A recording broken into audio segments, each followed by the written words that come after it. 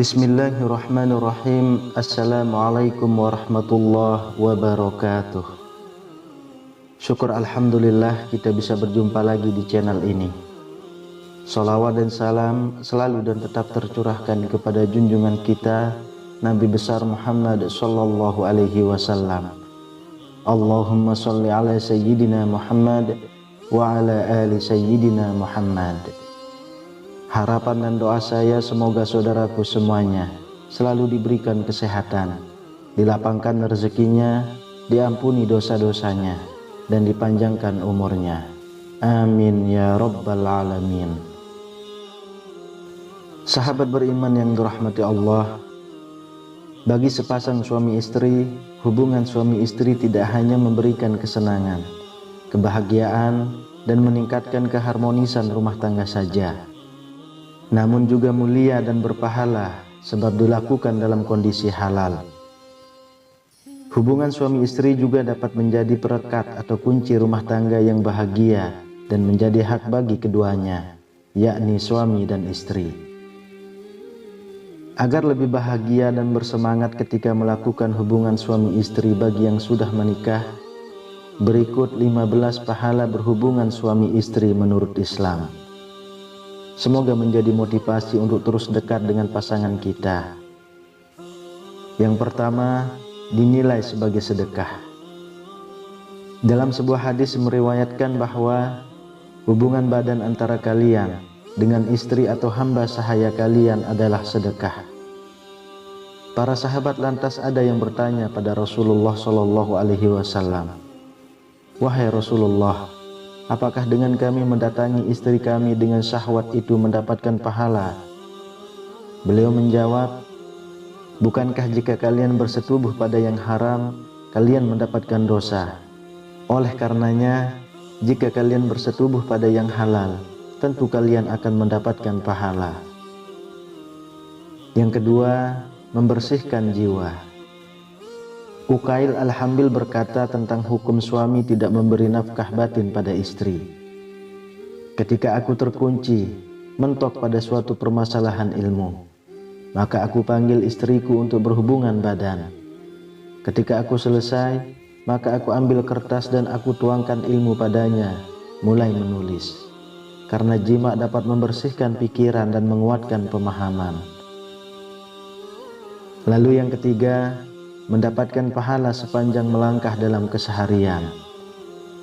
Dalam hadis diriwayatkan bahwa barang siapa yang menggauli istrinya sehingga mewajibkan mandi pada hari Jumat, kemudian dia pun mandi, lalu bangun pagi dan berangkat ke masjid pagi-pagi.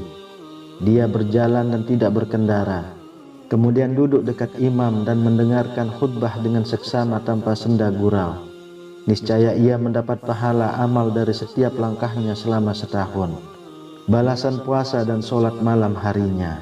Hadis riwayat Tirmizi, An-Nasa'i, Ibnu Majah, dan Ahmad.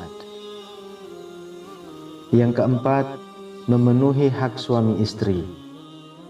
Dari Husain bin Mihsan bahwasanya saudara perempuan dari bapaknya, yaitu bibinya, pernah mendatangi Rasulullah Shallallahu Alaihi Wasallam karena ada suatu keperluan. Setelah menyelesaikan keperluannya tersebut, Nabi Muhammad Shallallahu Alaihi Wasallam bertanya kepadanya, "Apakah engkau telah bersuami?" Ia menjawab, "Sudah." Beliau bertanya lagi, "Bagaimana sikapmu kepada suamimu?"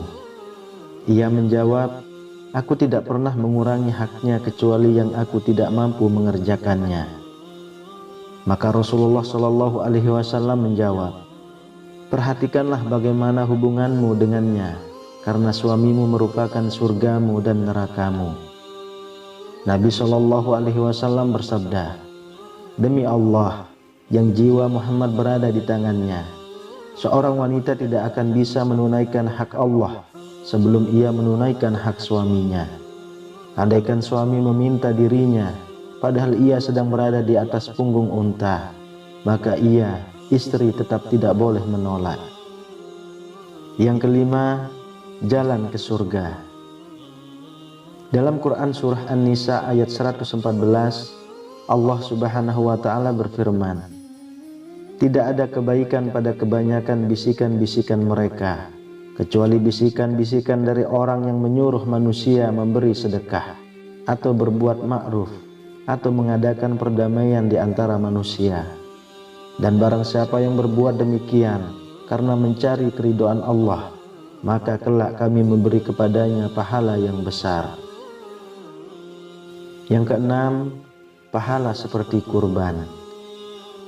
Rasulullah Shallallahu Alaihi Wasallam bersabda, barang siapa mandi di hari Jumat seperti mandi janabah, kemudian datang di waktu yang pertama, ia seperti berkurban seekor unta. Barang siapa yang datang di waktu yang kedua, maka ia seperti berkurban seekor sapi. Barang siapa yang datang di waktu yang ketiga, ia seperti berkurban seekor kambing gibas. Barang siapa yang datang di waktu yang keempat, ia seperti berkurban seekor ayam. Yang ketujuh, didoakan malaikat. Diriwayatkan dalam sebuah hadis, dan barang siapa yang datang di waktu yang kelima, maka ia seperti berkurban sebutir telur. Apabila imam telah keluar dan memulai khutbah, malaikat hadir dan ikut mendengarkan zikir khutbah. Hadis riwayat Bukhari dan Muslim.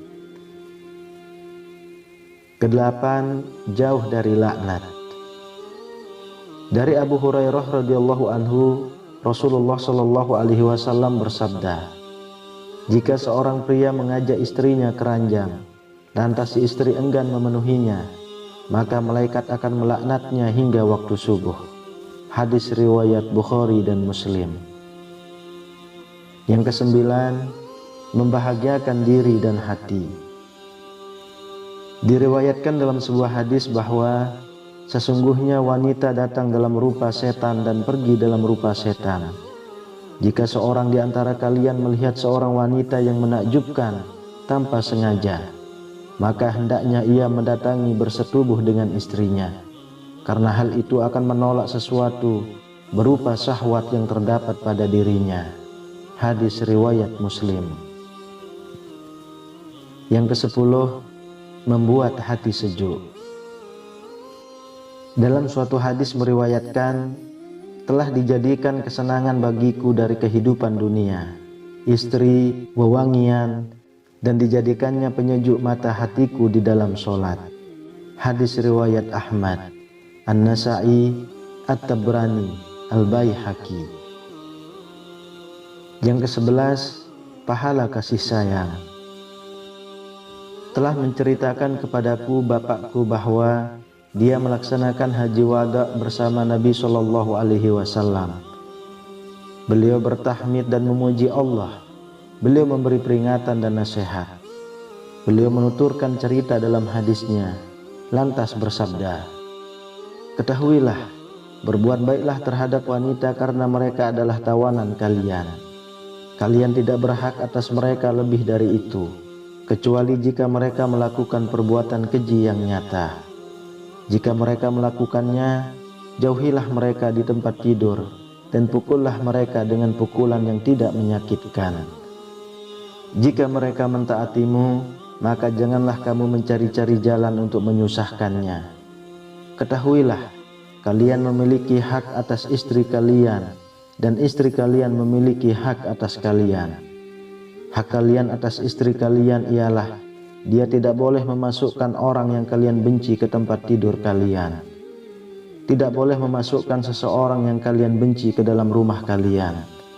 Ketahuilah, hak istri atas kalian ialah kalian berbuat baik kepada mereka dalam memberikan pakaian dan makanan kepada mereka.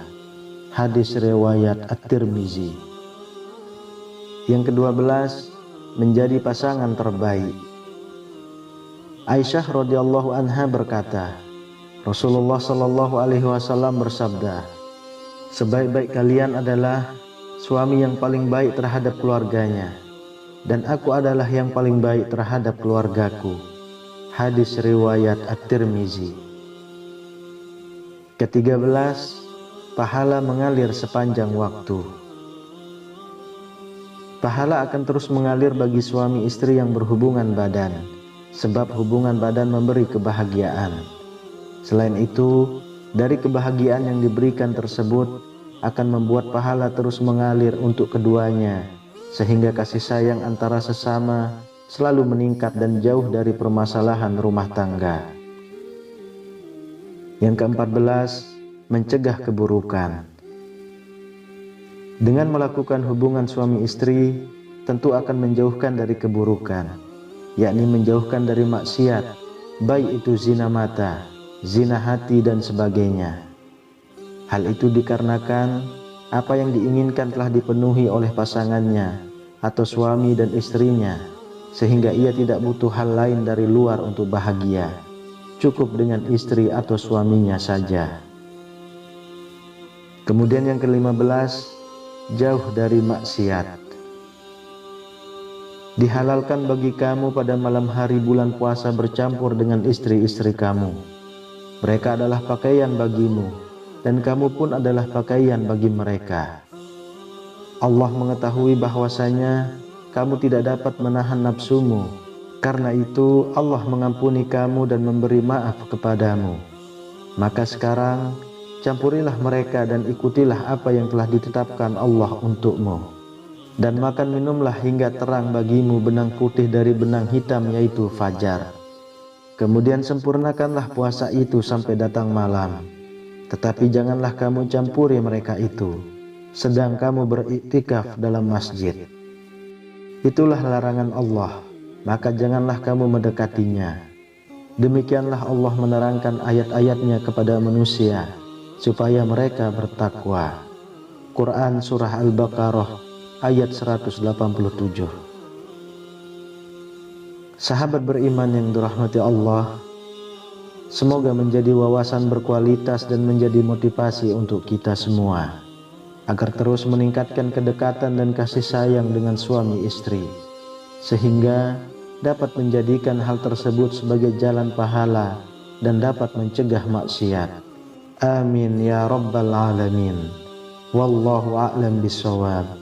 Demikian yang bisa saya bagikan, semoga bermanfaat untuk kita semua. Assalamualaikum warahmatullahi wabarakatuh.